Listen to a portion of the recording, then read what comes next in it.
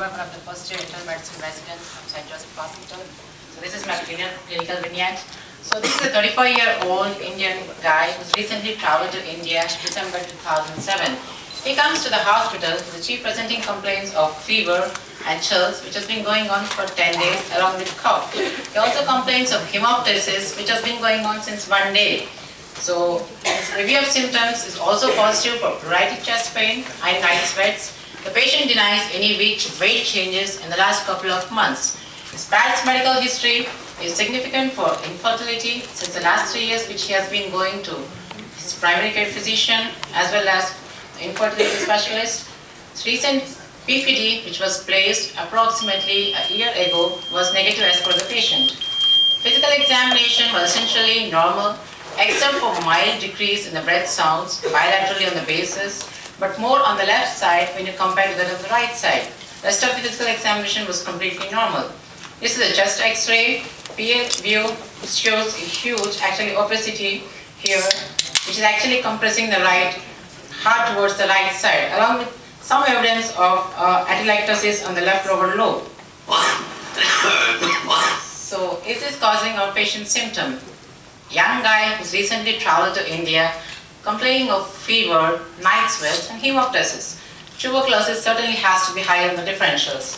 So we placed PPD on this patient and 3 consecutive sputum specimens for AFP, which came back to be negative.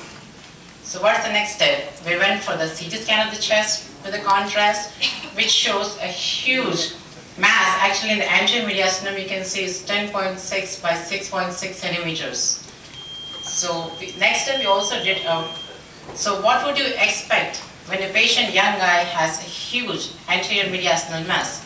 So the usual 4 differential diagnoses are the 4 terrible T's we consider. These are the thymoma, the teratoma, what else? The thyroid tissue, and the last is a terrible lymphoma. So our diagnostic workup usually goes to rule out which T does our patient with anterior mediastinal mass has. So, but the patient also gets a bronchoscopy before that to see if there is any other endobronchial lesion causing this patient's symptoms. But the bronchoscopy comes out to be negative, non-diagnostic, with all the PCP, acid fast, and the fungal stains, negative for either of these things. So what would be the next step?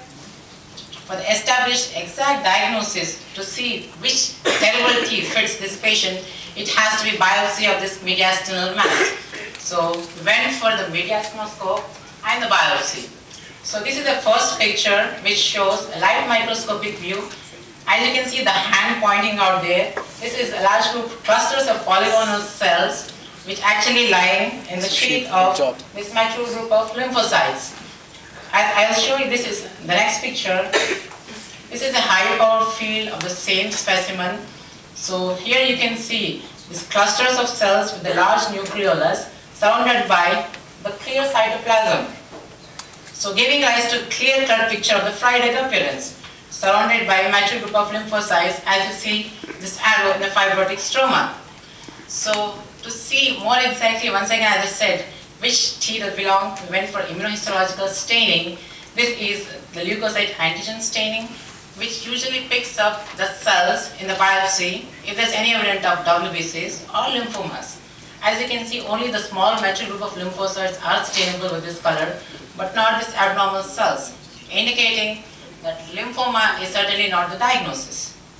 Next, so this is a staining pattern, the cytokeratin, which stains positive if there is any element of epithelial cells, indicating some kind of thymoma.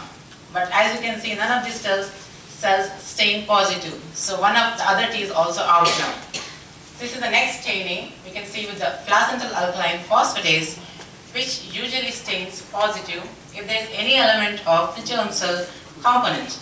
As you can see, all the brownish pigment is clearly stains are positive with this abnormal clusters of polygonal cells, indicating that this mediastinal mass biopsy specimen has to be some component of the germ cells. The next step we also did is staining with alpha-fetoproteins, which came back to be negative.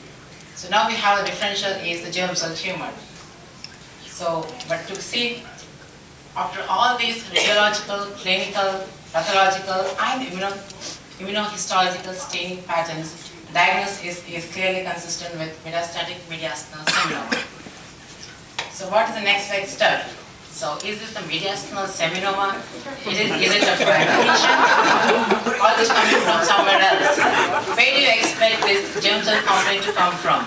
It's most likely the gonads, the testes. So next step we'll be doing a thorough physical examination, testicular examination, which was normal in our patient.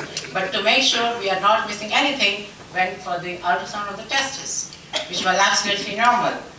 Other metastatic workup also included the PET scan, bone scan, and MRI, which was negative except for the PET scan, which picked up a small contralateral lung mass, indicating that which was presumed to be metastasis from the anterior mediastinal mass. So this is the classification of the germ cell tumors. We usually divide into the seminomatous and non-seminomatous because the prognosis differs accordingly and the treatment options also different whether it is seminomatous or non-seminomatous germ cell tumors. So the basic difference between a primary gonadal tumor versus primary mediastinal seminoma is when you see a seminoma in the gonads, usually go for radiotherapy because it's extremely radiosensitive. But when a patient like this who has a primary mediastinal seminoma, when it comes to time of presentation, it's already a huge bulky mass. So radiotherapy is certainly not a good option. And the other reason is presence of the numerous vital structures in the mediastinal makes radiotherapy absolutely very difficult, and also that chances of complications developing the later life is also very high. So the usual mode of therapy is a chemotherapy, 4 cycles of bleomycin, cystoplastin, and etoposide. Surgery, primary surgery therapy, as you can see in the figure, is not. Thank you very much.